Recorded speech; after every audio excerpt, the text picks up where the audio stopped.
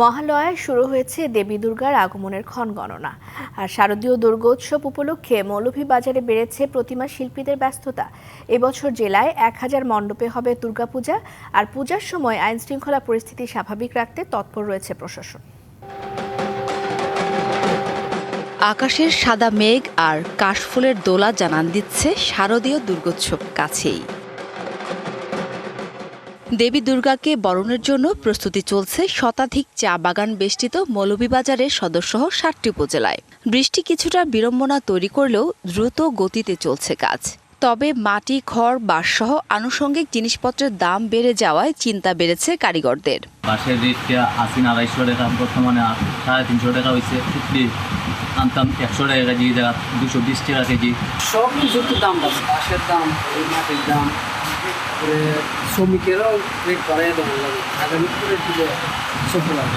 Shea butter ও ভিটামিনে সমৃদ্ধ lily beauty soap, তারুণ্যময় উজ্জ্বল ত্বকের জন্য।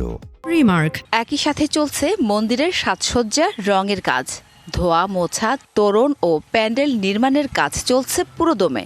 দিন যত ঘনিয়ে আসছে ভিড় তত বাড়ছে প্রতিমার সাজসজ্জার দোকানগুলোতে। এখন আমাদের মূর্তিগুলো কাজ শেষ, এই আজকে 3 দিন ধরে আমাদের মূর্তির মধ্যে রং করেছে। এবার আমাদের প্রতিমা 12টা, আমরা বৃষ্টির কারণে আমরা কাজটা পিছিয়ে গেছে। আমরা তো দিন রাত পরিশ্রম করছি। আসন্ন দুর্গাপূজা উপলক্ষে আমরা কাজ করতেছি, বিভিন্ন ধরনের রং চলতেছে।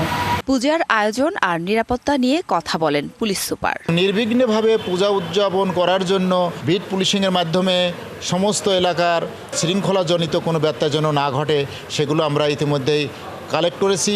সকল ঝুঁকিগুলোকে আমরা চিহ্নিত করেছি এবং সে আলোকে কিন্তু আমাদের নিরাপত্তা ব্যবস্থা আমরা সাজিয়েছি। এবছর মৌলভীবাজারে 1000 পূজা মণ্ডপ প্রস্তুত হচ্ছে শারদীয় দুর্গোৎসবের জন্য। DBC news desk.